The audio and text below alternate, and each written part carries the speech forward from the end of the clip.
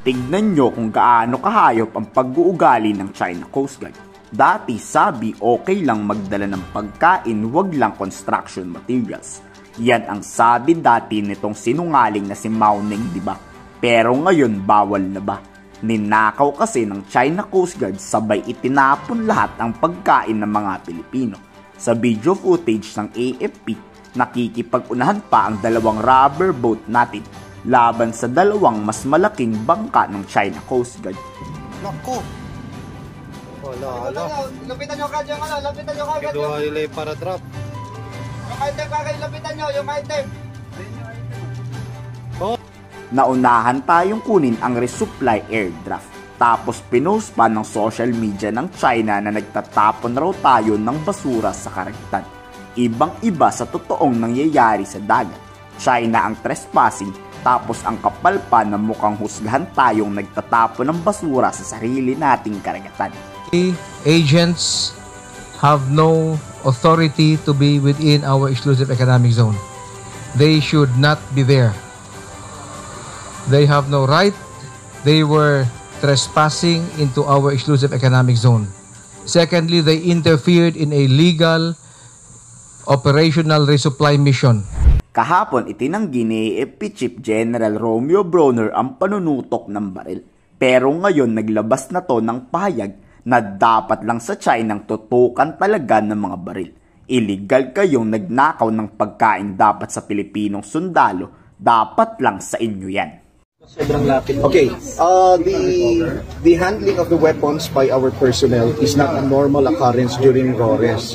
But in this particular incident, because the Chinese Coast Guard, Chinese ribs, came very close to the BRP Sierra Madre. Of course, this was a cause of alarm. So our soldiers, as a precautionary measure, held on to their firearms. It's part of the rules of engagement that whenever you see imminent threats coming to your way, syempre maghanda ka naman. Hindi pwedeng hindi ka handa in case something. Basta. Sir, nag-usap na kayo ng bagong Westcom sa susunod na RORE? Meron na. I was briefed about the plans for the next RORE, but of course I cannot divulge that. Definitely we will continue doing our RORE missions because it is our obligation to take care of our personnel on board the BRP Sierra Madre. So how do we see this kind of threat posed by China? Because now they are getting closer and closer and they're posting a threat, right? How do we prepare for that? These are actually provocations already on the part of China. The mere fact that they recovered our supplies is illegal. You cannot do that. If in case they delivered the supplies to their soldiers, we are not going to get their supplies. We are going to allow them to get their supplies because this is for humanitarian reasons. How do we prepare our soldiers for maybe future incidents? Well, again, we have to emphasize that our soldiers abide by a rules of engagement.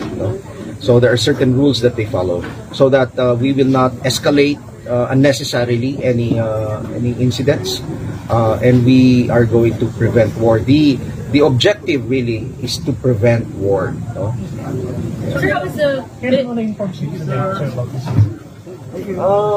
we informed the president right away about any incidents. Hindi ko alam kung hindi ko nakita yung reaction.